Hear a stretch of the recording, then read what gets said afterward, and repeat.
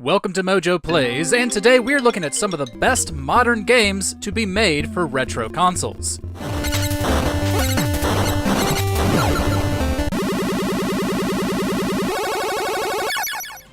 Before we begin, we publish new content all week long, so be sure to subscribe and ring the bell to get notified about our latest videos. Project Blue. The developers behind this action platformer clearly missed the Mega Man days of old. Not only is Project Blue a wonderful homage to those older games, but it was also developed for the NES, the Blue Bomber's first console. It follows a young boy who escapes from an evil corporation after being experimented on, using his new abilities to bring about justice. There are plenty of traps and cleverly placed enemies to act as obstacles, on top of catchy chiptunes to make it feel like you're playing a long-lost Capcom game. Although it was built for the NES, interested players don't necessarily need one. Project Blue was well received enough to earn a Switch port in 2023. Sydney Hunter and the Caverns of Death.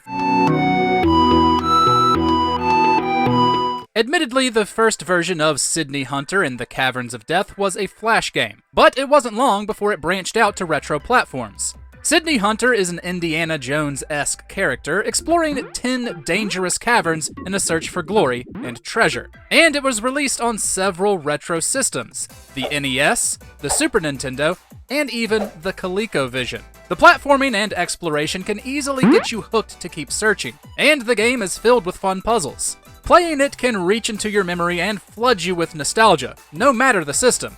However, the soundtrack of the SNES version is particularly lovely. Pier, Solar, and the Great Architects. These days, there are plenty of retro-inspired RPGs to choose from, but in 2010, Pier, Solar, and the Great Architects was a bit of an outlier. Originally developed for the Sega Genesis, it followed three friends who set out on an adventure in order to save the life of one of their fathers. Of course, being a fantasy RPG, things don't stay so simple. Developer Watermelon did a solid job of capturing its inspiration, loading the game up with secrets, interesting NPCs, and a fun battle system. And it truly understood the platform, even using the Sega CD add-on, if you had one, to amplify the sound design. The game has since moved to modern platforms as well as an additional retro one, the Sega Dreamcast. Blazing Rangers. Blazing Rangers is just the type of addictive, third-party, arcadey experience that populated much of the NES's library. So it makes sense that its developers sought it out as the platform of choice. Like a cousin to Dig Dug or Bubble Bobble, it puts you in the shoes of a firefighter, with every level a burning building with citizens in need of rescue. Enemies can spawn from fires you don't put out, level layouts get more complex as you progress, and most of what's thrown at you is procedurally generated. The more citizens you try to rescue at once can earn you more points, but slow you down. Plus, the inclusion of two-player adds another level of enjoyment.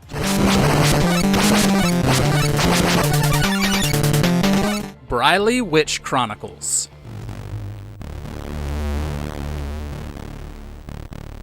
Indie developer Sarah Jane Avery turned several of her own books into a Japanese-inspired RPG, which would be impressive in its own right. But she also chose to make Briley Witch Chronicles for the Commodore 64. It follows Briley after she's transported to a mystical land where she learns she's a witch and must use her newfound abilities to survive.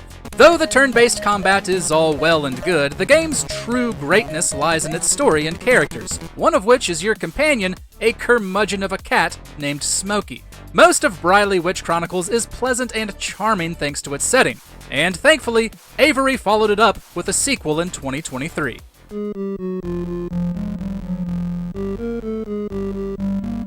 Battle Kid: Fortress of Peril.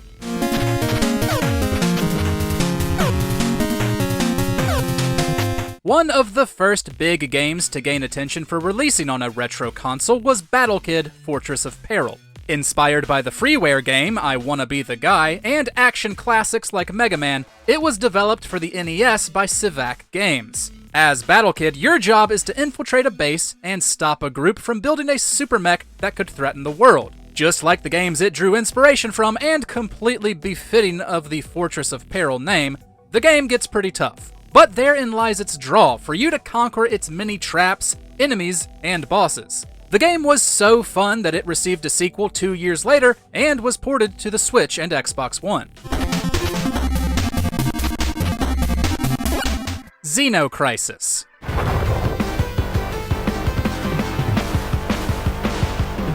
Most of these types of games launch on a handful of retro platforms at most, but Xeno Crisis has hit a ton of them. The top-down, twin-stick shooter puts you in the classic role of a space marine fighting against hordes of aliens, with plenty of weapons and upgrades to earn along the way. Whether by yourself or with a friend, the constant action and simple yet satisfying gameplay hook can keep you glued to the controller.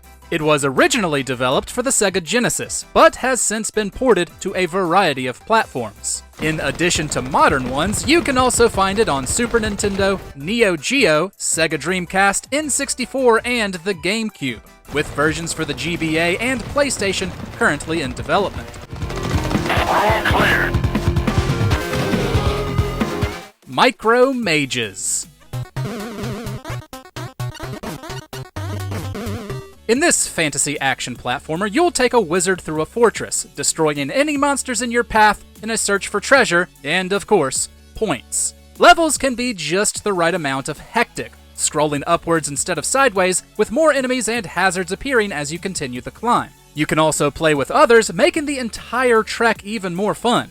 Morphcat Games specifically wanted to develop Micro Mages for the NES, even limiting themselves to smaller cartridge space from when the system was first released. It's a great addition to the system's library, but for those who don't have one, Micro Mages was added to Steam not long after release.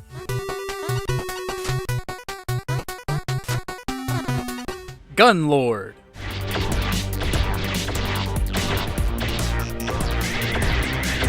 Inspired by 16-bit shooters like Turrican with a bit of Super Metroid DNA mixed in, NG Dev's Gunlord is a fast-paced title that action fans should not miss. Thankfully, it has since been updated as Gunlord X, which was released on Switch and PS4 in 2019. But its original iteration could only be found on the Sega Dreamcast and the Neo Geo. You play as Gordian Gaiden, out to save his universe from a villainous force known as the Master, who plans to make slaves out of the human race. The old-school visuals are fantastically recreated, and it's a great deal of fun using your varied weaponry and abilities against the throngs of enemies.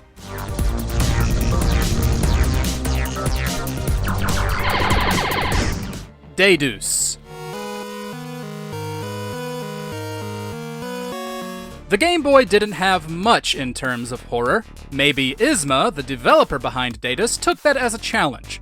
Regardless, it manages to do a whole lot with its limited format. In the game, you play as a boy trying to save the people of his town from the destruction of an ancient god named Deus, which will happen in 3 days.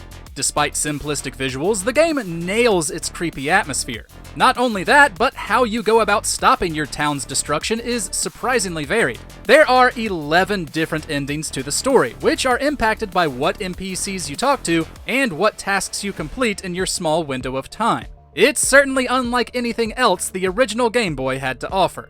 Have you played any of these modern callbacks to the old days?